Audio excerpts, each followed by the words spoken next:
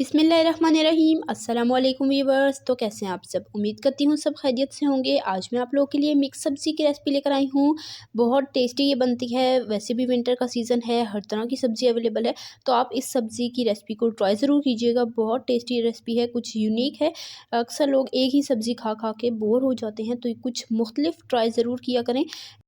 और जो vegetable lover हैं उनके लिए तो बेस्ट रेसिपी है। तो आपने इस रेसिपी को ट्राई ज़रूर करना है। चैनल पे नए हैं, चैनल को सब्सक्राइब ज़रूर कर लें। बहुत टेस्टी रेसिपी बनती है।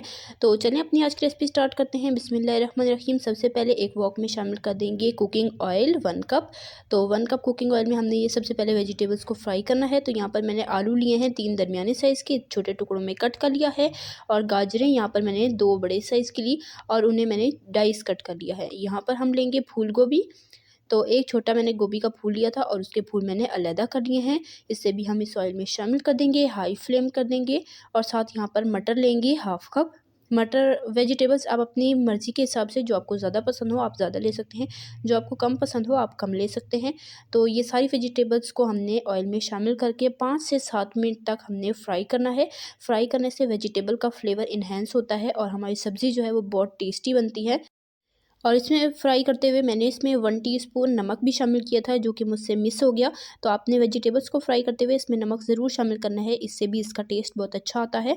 तो 1 टीस्पून नमक डाल के सारी सब्जियों को हमने 5 से 7 मिनट के लिए अच्छे से फ्राई करना है।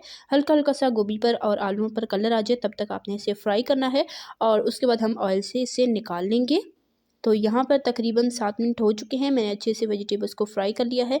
आप देख सकते हैं हल्का हल्का सा गोभी पर भी कलर आ चुका है और हमारी सब्जियाँ अच्छे से फ्राई हो चुकी हैं। आपने ओवर फ्राई नहीं करना, बस इतना टाइम ही हम इसे फ्राई करेंगे और ऑयल से निकाल लेंगे। सेम इसी ऑयल में हम शामिल कर देंगे प्याज 2 दरमियानी साइज़ के बारीक कट किए हुए। इसे शामिल करके हमने इसे गोल्डन होने तक फ्राई करना है। तकरीबन 4-5 मिनट में ये फ्राई हो जाएंगे। तो यहाँ पर आप देख सकते हैं प्याज हमारे परफेक्ट फ्राई हो चुके हैं। अब इसमें शामिल करेंगे अदरक लहसुन का पेस्ट 1 टीस्पून, साबुत सफ़ेद ज़ीरा 1 टीस्पून। और साथ हम इसमें शामिल कर देंगे टमाटर। टमाटर मैंने यहाँ पर 2 दरमियानी साइज़ के लिए उसे फ़ाइन चॉप करके मैंने शामिल कर दिया है। तो टमाटरों को भी हम अच्छे से मिक्स कर लेंगे और साथ में 1-2 टेबलस्पून पानी शामिल कर देंगे ताकि हमारा मसाला जले नहीं।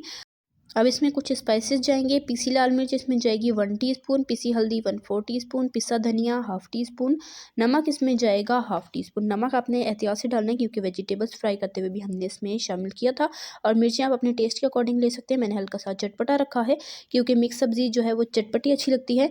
ये सारे मसाले शामिल करके हमने 3-4 मिनट इसे अच्छे से भून लेना है ऑयल सेपरेट होने तक। अब हमने जो फूल गोभी हमने कट करके रखी थी उसके नीचे की जो डंडी होती है उसे हमने अलहदा से कट कर लिया क्योंकि ये गलने में टाइम लेती है, तो इसलिए ये मैंने इसमें शामिल कर दी है मसाला भूनने के बाद।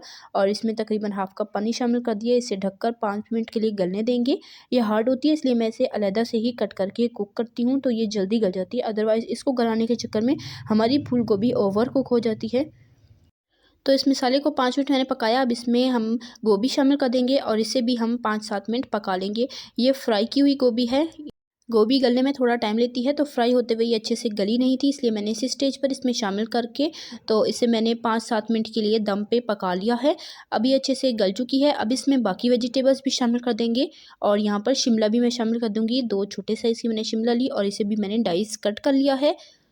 तो छोटे-छोटे साइज़ में सब्जियाँ कट करेंगे ताकि एक ही बाइट में सारी सब्जियाँ हम ले सकें। इसलिए मैंने सारी सब्जियाँ छोटी-छोटी कट की हैं। तो बाकी सब्जियाँ जो हैं वो फ्राई होते हुए ही काफ़ी ज़्यादा गल गई थी, लेकिन गोभी में थोड़ी-सी टाइम था इसलिए मैंने गोभी को पहले शामिल करके 5 मिनट कुक कर लिया। अब इसे दम पर हम 5-10 मिनट के लिए रख देंगे ताकि शिमला थोड़ी सॉफ्ट हो जाए और आलू जो हैं वो भी थोड़े से गल जाएँ। तो 5 मिनट के बाद हमारी जो मिक्स सब्ज़ी है माशाल्लाह अल्हम्दुलिल्लाह से बनकर तैयार हो चुकी है। हरी मिर्चें 2 इसमें शामिल करेंगे, हरे धनिया शामिल करेंगे। अच्छे से मिक्स करके इसे गरमा-गरम सर्व करेंगे, गरमा-गरम चपाती के साथ।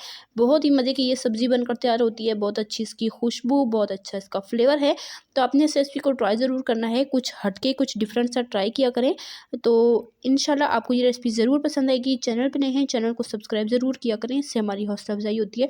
हमें पता चलता है कि हम कैसा काम कर रहे हैं।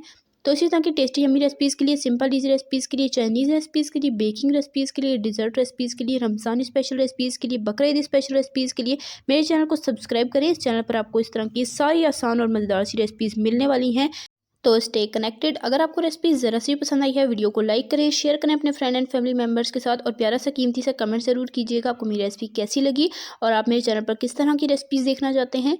और चैनल को सब्सक्राइब ज़रूर किया करें, इससे हमारी हौसला अफजाई होती है, हमें पता चलता है कि हम कैसा काम कर रहे हैं, तो हमें सपोर्ट ज़रूर किया करें। तो इंशाल्लाह फिर मिलेंगे नेक्स्ट मज़ेदार, ज़बरदस्त और आसान सी रेसिपी के साथ। तब तक के लिए अल्लाह हाफ़िज़। अपना रखिएगा ढेर सारा ख्याल, दुआ में याद रखिएगा। अल्लाह हाफ़िज़।